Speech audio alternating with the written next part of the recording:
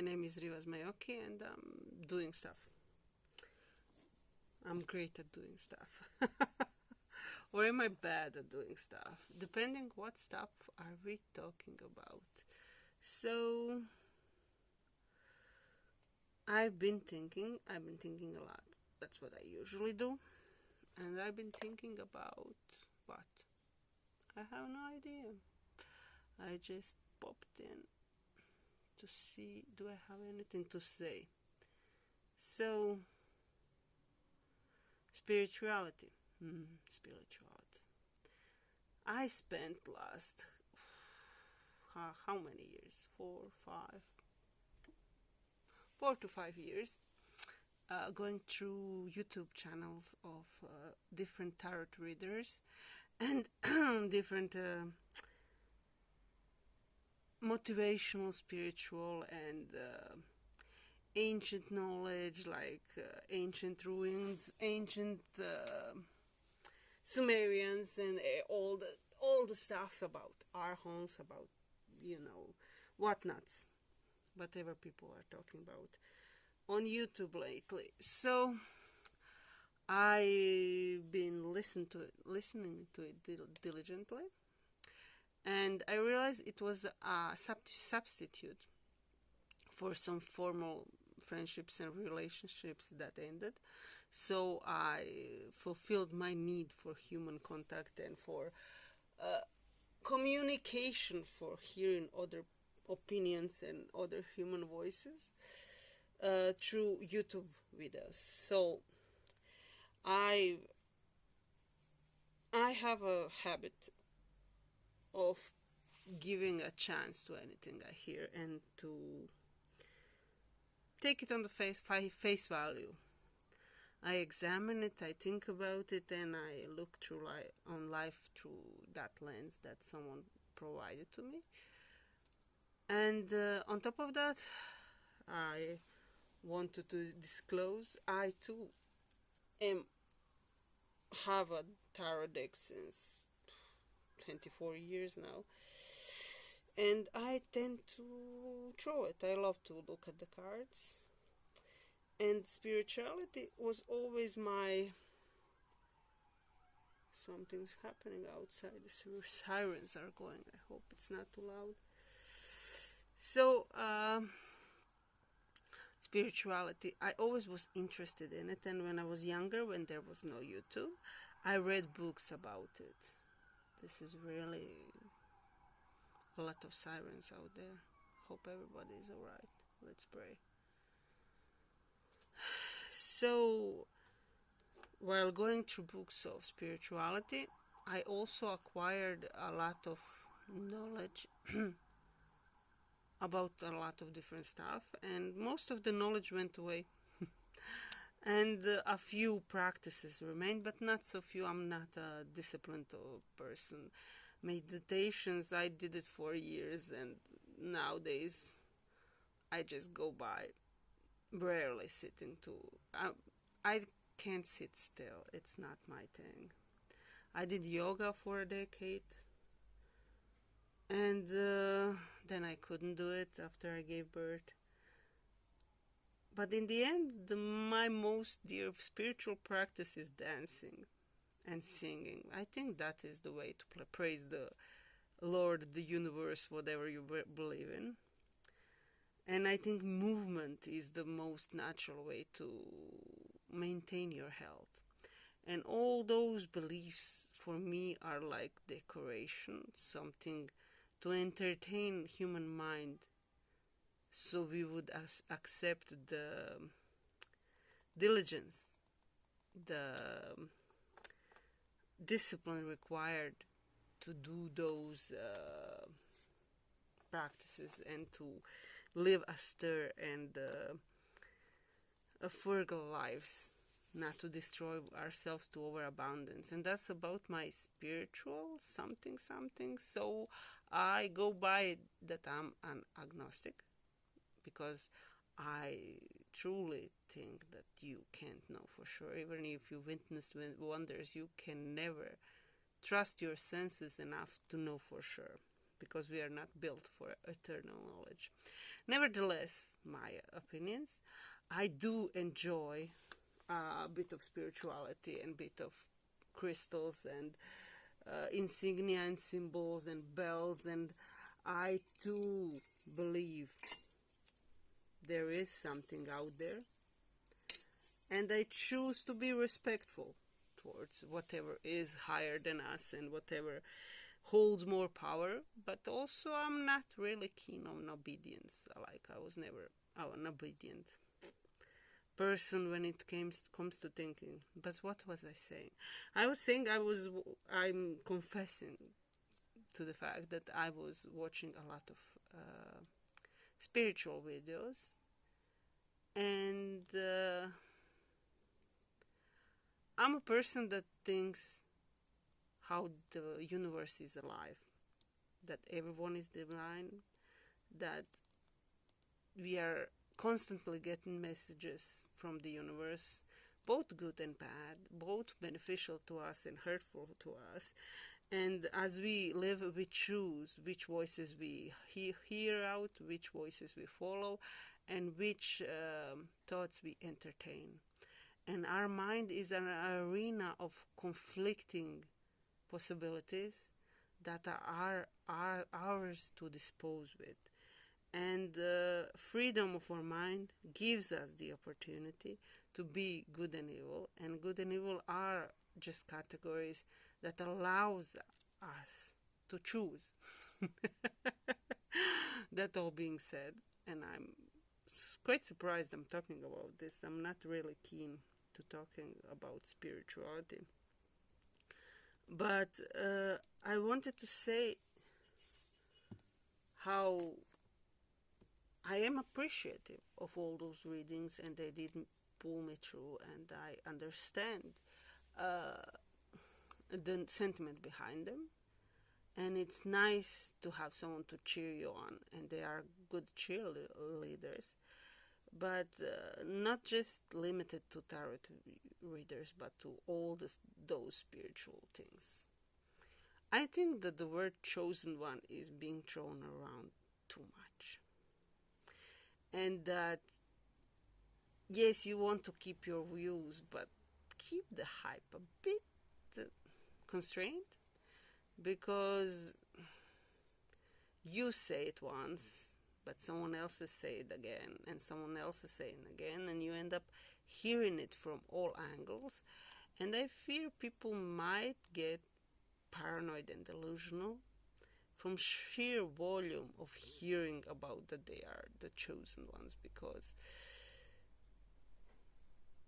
my stance is either we are all chosen children of God, or none of us is.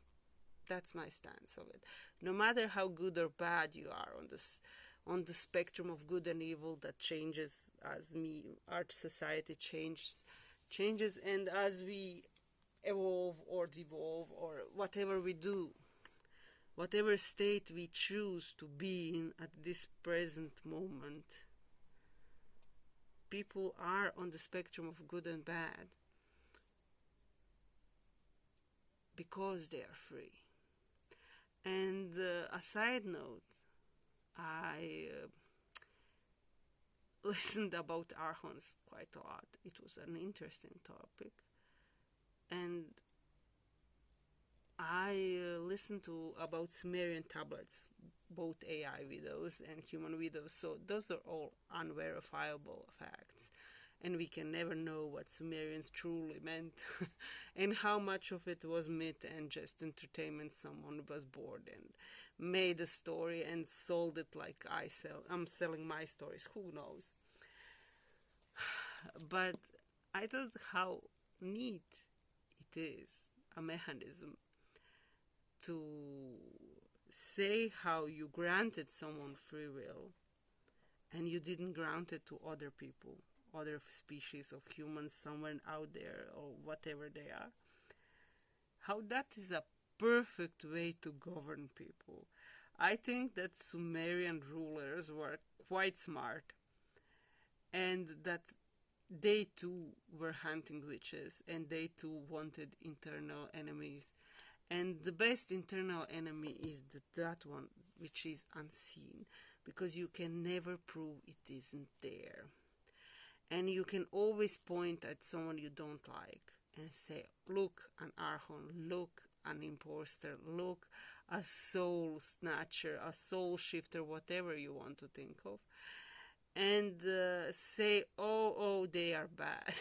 And I meshed up everything in one pile.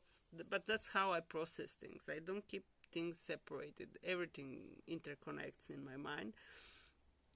And when I listen to that, all I hear most of the time is be fearful, fear this, fear that, be careful of this, mind of that, attention to this, attention to that.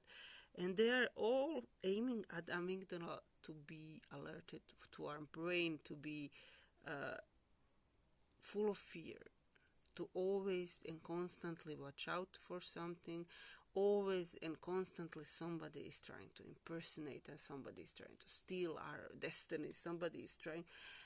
And it's so sinister when it's all piled up and mashed up together, because what everything I heard said was, first, you're special, so you're lonely, nobody's like you. Second, you're chosen, so you can't just live your life idly and get by this life that is hard enough without any mission. But you have to be mindful of your mission you don't remember, and you have to fulfill it although you don't remember. And the stress, the responsibility of it, like, it just bugs me. Like, don't do that to people. If anyone is chosen, which I can't know, maybe someone is chosen, and they do remember, nice for them, but they don't need you to shout that in their ear. I think they don't. That's just me. And thirdly, there are forces you should be wary of, because they are whispering into your ear. Yeah, it's up to you to hear them out or don't hear them out. It's not something that is outside of the world. It's part of the world. It's something that is part of the reality, like you are. So if it exists, like you say, it's just a part of reality. And that brings me back to my initial observation about religion in total. Religion in the end is inherently prejudiced towards large groups of people. It's racist, sexist by design, because the goal of any religion and spirituality, modern, goes into that, is to make you feel special, to give you a sense of security, to give you a sense that no harm will come to you, that if you have enemies, all harm will come to them. If your enemies are succeeding, they're succeeding on your account, because they were sneaky and they stole your stamina, your destiny, your dedication. You were not careful enough because they ambushed you in your dream. You wasn't even aware that the vampires are coming for you.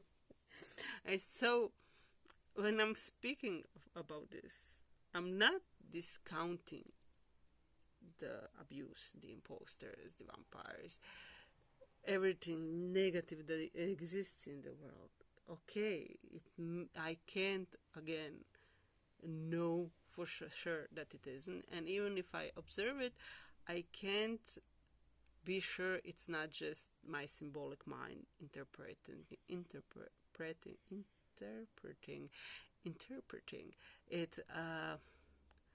in ways I can understand so I can avoid it. Or is it a material, real reality behind this reality that I can't perceive? That's my agnosticism again kicking in. You can't know for sure, no matter how many experiences you have, but you can know for sure that you are living, that you have obligations, that you have to eat, that you have people you care for, that people who care for you, and to go out into the sun, to look at trees, to walk the earth, to look at the beauty and not be mesmerized by the screen that offers you nothing but fears and worries and calamities that are all around the world. Because earlier, before we had the internet, we had a limited access to misfortunes. We could see a local beggar, we could watch news about some things that news choose to relay to us. But the world is so large, there are so many people, and if you use your devices to doom scroll and to search and click and enhance and constantly focus on what is wrong with the world, what is wrong with the world is endless, and your time is limited. You are just one person. Even if you're chosen by the deity, I don't diminish that. You will fulfill whatever you came here to do, especially if you trust in God and you have your chosen deity or deities or ancestors or whatever you rely on to guide you through it, and you will fear no evil while you walk the valley of death. Don't let the sheer accessibility of information to ruin your day, to steal your light, to take you away from the people who can love you and who you can love back. Because when we lay to die, I believe, that is maybe a thing I believe, despite my agnosticism, is that you will remember and be remembered by those you cherish. And when you remember your life, you will remember the times you spent with others and things that were in the screen where you were helpless to help and where you were just trapped in a fear that that thing you're watching could happen to you, will be no more but shadows you barely can remember. Anyway, thank you for your attention. If you gave it to me, I hope I didn't scare, offend, or disturb you. And I will carry on trying not to be paranoid, delusional, and swayed to think how this our beautiful world of ours that produces such pretty stones is a place only made for suffering. I think happiness is here as well, and we are not doomed, we are not in prison, we are not in hell, we are not bound by evil creatures that want us harm. Sure, that can happen, you can experience that happen to you. You can be in hell, you can be in a situation you feel you can escape from. But even then you can pray, even then you can imagine a better world, you can fight, you can strive, you can ask for help, you can run, you can manage to drag yourself out of the whole life threw you in or you were born in. And that is the point of free will and freedom. I don't believe anyone bestowed upon us, but it's a natural law of the universe, no matter what anyone tried to persuade us. The freedom to try and change the circumstances you were thrown in. You may or may have not have chosen circumstances you were born in. That is the matter of faith, matter of conviction, and the stories you choose to believe. And we can't know that for sure, but we can know for sure that when we open our eyes, we can remember what we can remember, and we can see what we can see. But we find ourselves in the world that is oftentimes hostile, more than we can count, not understandable, and we fight our way through something we were already given. That is not the part of the freedom. The world is already there when you arrive in it. The freedom is what you do with the circumstances you found yourselves in, and with how you treat people who greet and meet you. That is all. There is no greater freedom than that, than to choose how you feel, how you perceive, and what you think about things that are happening to you. So don't let anyone convince you that fear is the only solution and only reasonable reaction. Sometimes it is a reasonable reaction, but we fight to escape it, not to live in it. Anyway, if that made any sense to anyone, I'm glad. If not, move along. See you around. Bye bye.